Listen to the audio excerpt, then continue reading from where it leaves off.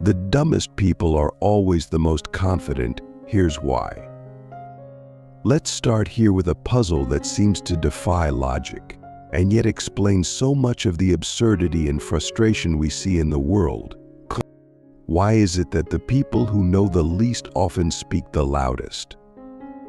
Why do the least skilled drivers think they're experts? The most clueless coworkers talk the most in meetings. And the people with the most dangerous opinions sound the most sure of themselves? And here's the really uncomfortable part: how often do we catch ourselves doing the very same thing? There's a name for this phenomenon. It's called the Dunning-Kruger effect. It's a cognitive bias where people with low ability at a task overestimate their ability. But this isn't just a psychological quirk. It's a deeply philosophical insight into how flawed our self-perception can be. And when you look deeper, really deeper, you realize it's not just about intelligence. It's about the nature of knowledge itself. It's about the illusion of certainty. And it's about how the human mind, when left unchecked, will always choose confidence over truth. Click subscribe to this channel to get more profound insights. Think about the last time you watched an argument online. Not a debate, not a discussion, an argument.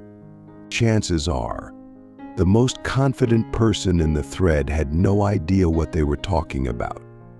But their sheer certainty made them look persuasive. They didn't need evidence, they had volume. They didn't need wisdom, they had conviction. It's tempting to laugh, to roll our eyes, to feel superior. But that confidence? It's a mirror, because we've all been there.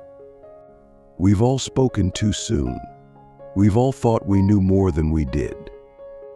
And we've all mistaken confidence for competence, especially in ourselves. Philosophers have been wrestling with this problem for centuries. Socrates, the original disruptor of false confidence, famously said, "I know that I know nothing." That wasn't false humility. That was radical clarity. Socrates understood something we've forgotten, that true wisdom begins with doubt, with not knowing, with humility. The Dunning-Kruger effect is what happens when we skip that part, when we confuse the first taste of knowledge with the whole feast. When we learn a little and feel like we've mastered everything. In that gap between ignorance and understanding, confidence explodes. And that's where the danger lies. Here's the twist. The more you know, the less confident you often feel. Because real knowledge opens doors to complexity. It reveals how much you don't know. It humbles you. The expert, the master, the wise one, they hesitate. They qualify their words. They say things like "it depends," or "I could be wrong." And to the outside world, that hesitation can look like weakness. But it's not. It's depth. It's awareness. It's the kind of confidence that comes after humility, not before it. So now we're faced with a paradox. The people who know the least are the most confident. The people who know the most are often the most unsure. And in between those two poles is everyone else trying to figure out how to sound smart, feel secure, and not get exposed. But what if the goal isn't to feel certain? What if the goal is to grow, to learn, to inquire, to evolve? That requires something rare, intellectual humility. The ability to say, "I don't know enough yet. I was wrong before. I need to listen more closely." Ask yourself this: when was the last time you changed your mind about something important? Not because someone made you, but because you actually saw a deeper truth. If it's been a while, why is that? Is it because you've reached perfect understanding? Or is it because, like so many of us, you've become addicted to the feeling of being right? Confidence is seductive.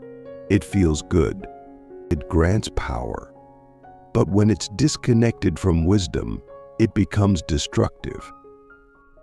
The Dunning-Kruger effect doesn't just make people wrong, it makes them loud. And in a world where attention is currency, loudness often wins. That's why misinformation spreads faster than truth.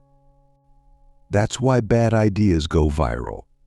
That's why the people who should be leading conversations often fall silent, while the most uninformed voices dominate the room.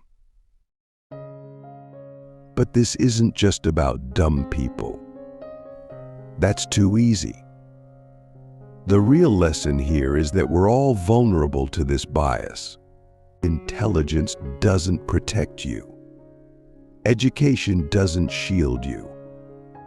Even the smartest people can fall into the trap of overconfidence, especially when they step outside their field or let their ego run unchecked. So if you're watching this video thinking, this is about other people, stop. It's about you. It's about me. It's about the cognitive blind spots that haunt us all. So what's the way out? How do we escape the Dunning-Kruger trap? It starts with curiosity, with asking more questions than we answer, with listening twice as much as we speak, with surrounding ourselves not with people who agree with us, but with people who challenge us. The real work isn't in proving you're right. It's in learning how to recognize when you're wrong. And that leads us to the next, deeper question. What if the pursuit of certainty is the very thing that blocks us from ever becoming truly wise? The illusion of certainty, how the desire to be right destroys our ability to learn. Here's a truth that should rattle every one of us. The desire to be right might be the single greatest obstacle to actually understanding anything. We all crave certainty. We want to know. We want to hold convictions so tightly that they feel like identity. But that need know, that addiction to being right, is a kind of intellectual poison. It clouds our perception, distorts our thinking, and hardens our minds against truth. And here's the bitter irony. The more convinced we are that we're right, the more likely it is we've stopped learning altogether. Let's be honest with ourselves. When was the last time you enjoyed being proven wrong? When was the last time someone challenged your belief and you felt grateful rather than defensive? Most of us don't seek truth, we seek validation. We don't read to learn, we read to confirm. And social media, it amplifies this like a megaphone. Algorithms feed us what we already believe. Echo chambers surround us with voices that mirror our own. And suddenly, we're not thinking, we're reinforcing. We're not exploring, we're repeating. Confidence rises, certainty blooms, and humility dies. This is where the Dunning-Kruger effect morphs from a personal blind spot into a cultural epidemic. Because when a society rewards confidence more than accuracy, when people are praised for certainty rather than insight, we don't just get bad ideas. We get arrogant ones. We get leaders who mistake charisma for competence. We get influencers who confuse opinions with wisdom. We get a world where everyone is shouting and no one is listening. And in that noise, the quiet voices, the ones that whisper complexity, nuance, caution, are drowned out entirely. But let's dig deeper philosophically. Why do we fear uncertainty so much? Why does not knowing feel like a threat? Because at the root of it, we tie our sense of self to what we believe. Our ideas become our identity. And if someone questions our ideas, it's not just a disagreement, it's a personal attack. So we defend, we argue, we double down. Even when the evidence is against us, we find a way to twist it, reject it, or ignore it. Because to admit we're wrong feels like death to the ego. Socrates would have called this madness. He built his entire philosophy on the foundation of not knowing. To him, admitting ignorance wasn't a weakness, it was the beginning of wisdom. But in today's world, where image matters more than insight, admitting you don't know is often seen as a flaw. And so we pretend, we bluff, we inflate our knowledge to maintain the illusion of certainty. And that illusion becomes a trap. Think about how often we mistake confidence for truth. A doctor who speaks with absolute certainty, even when they're unsure, is more likely to be trusted than the one who admits doubt. A politician who speaks in absolutes is more likely to gain followers than the one who carefully weighs both sides. Why? Because certainty feels safe. It feels strong. But strength without accuracy is dangerous. It leads to bad decisions, false beliefs, and a culture where self-assured ignorance dominates over humble inquiry. Let's not forget, the Dunning-Kruger effect isn't just about overestimating your knowledge, it's about being unaware of your own ignorance. That's the brutal catch. You don't know what you don't know. And that gap in awareness makes you feel falsely confident. And the only way to escape it is through the painful process of self-reflection, correction, and continuous learning. But that process requires the one thing most people avoid, the willingness to be wrong. Ask yourself this: when was the last time you changed your mind because someone showed you a better argument? Not just gave you new information, but actually shifted your core belief. If that hasn't happened in a while, why not? Are you surrounded by people who challenge you? Or are you living in a mental kingdom where your opinions go untested? Here's the hard truth. If you never feel uncertain, you're not growing. If you never feel uncomfortable, you're not learning. And if you always feel right, you're probably very wrong. Real growth happens in the space between what you believe and what is actually true. And to reach that space, you have to risk being wrong. You have to question your assumptions. You have to let go of the illusion of certainty. So the next time you feel totally sure about something, pause. Ask yourself, what would it take to change my mind? If the answer is nothing, then you're not thinking anymore. You're just defending. But if you can hold your beliefs lightly, if you can say, I believe this, but I'm open to being wrong, then you're free. Free to learn. Free to grow.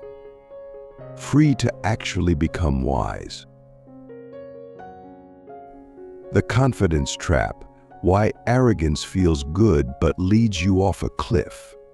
Arrogance feels incredible until it doesn't, or until it collapses. Until it turns around and bites you in the very place you were most proud. That's the trap. The confidence trap. And it's not just a problem for egomaniacs or narcissists. It's a pitfall we all fall into when we value how we feel about our knowledge more than whether that knowledge reflects reality. The Dunning-Kruger effect isn't just a glitch in the system, it's a siren song. It lures your ego into a false sense of superiority. And the more you listen to it, the more blind you become. Here's the thing, confidence isn't inherently bad. In fact, it's essential in many areas of life. You need confidence to take risks, to communicate clearly, to lead others. But confidence without competence is like a car with no brakes. It looks fast, feels powerful, but sooner or later it crashes. And yet, because of the illusion of competence that the Dunning-Kruger effect creates, people don't just crash. They take others with them. Think of every leader who overestimated their understanding, every decision maker who dismissed experts because they felt they knew better, every influencer who spread misinformation with absolute certainty. The damage isn't just personal, it's collective. Why does this happen? Because arrogance acts like a drug. It gives you a high. It tells you you're special. It shields you from the discomfort of doubt. It makes you feel powerful, even when you're wrong. And that's what makes it so addictive. The ego loves certainty. It craves superiority. And so when you learn a little, just enough to sound smart but not enough to understand, it rushes to the front of the room, ready to declare itself master. But here's the philosophical twist. The very moment you feel most certain may be the moment you are furthest from truth. We see this everywhere. In politics, where the loudest voices shout simplistic solutions to complex problems. Or in education, where students with a little knowledge talk over those still learning to listen. In families, where one relative always knows what's best, even when their advice is a disaster. The confidence trap is everywhere. And it's not always malicious. Often it comes from a place of insecurity. People overcompensate. They project certainty to mask how little they actually know. But the damage is the same. Arrogance creates illusions, and illusions breed ignorance. This is where humility becomes revolutionary. Because in a world where everyone is trying to look smart, humility dares to say, I don't know. I need to learn more. I could be wrong. That's not weak, that's powerful. Because it opens the door to real growth. It creates space for curiosity. It invites collaboration. And most importantly, it protects you from the cliff, the one that confidence alone will drive you right off. Let me ask you something personal. When was the last time you caught yourself in the confidence trap? Think back to a moment when you were so sure, so absolutely certain about something, only to realize later you were completely wrong. How did that feel? Not great, right? But that moment, that feeling is a gift. It's a crack in the armor, and through that crack, light can get in. That's where awareness starts. That's where growth begins. If you've never felt that kind of failure, ask yourself, have you been playing life too safe? Or worse, have you been pretending to know more than you do, just to protect your pride? Because the path to wisdom isn't paved with certainty. It's paved with humility, with mistakes, with correction. It's not about never being wrong. It's about learning how to be wrong in a way that makes you wiser. So yes, arrogance feels good. It's fast. It's easy. But it's shallow. And it will lead you off a cliff if you don't stop and ask the only question that matters. What if I'm wrong? Awakening the wise mind, how self-doubt can become your greatest superpower. We've been told that self-doubt is a flaw, something to overcome, suppress, or silence. But what if that's completely backwards? What if, instead of being a weakness, self-doubt is the birthplace of wisdom? What if the very thing we're taught to avoid is the doorway to a deeper, more grounded, more truthful version of ourselves? In a world where the loudest voices are often the least informed, and where confidence is rewarded over competence, self-doubt becomes not a liability but a superpower. Because here's the truth, self-doubt, when it's healthy, is not insecurity. It's awareness.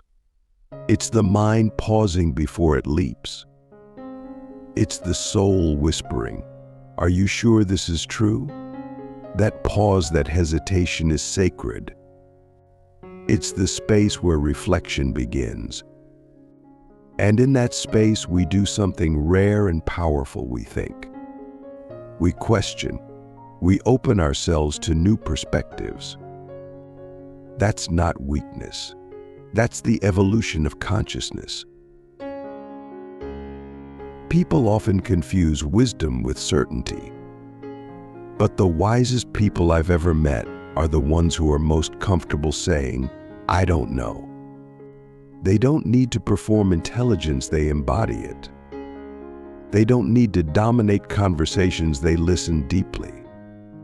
Their self-doubt doesn't paralyze them, it guides them.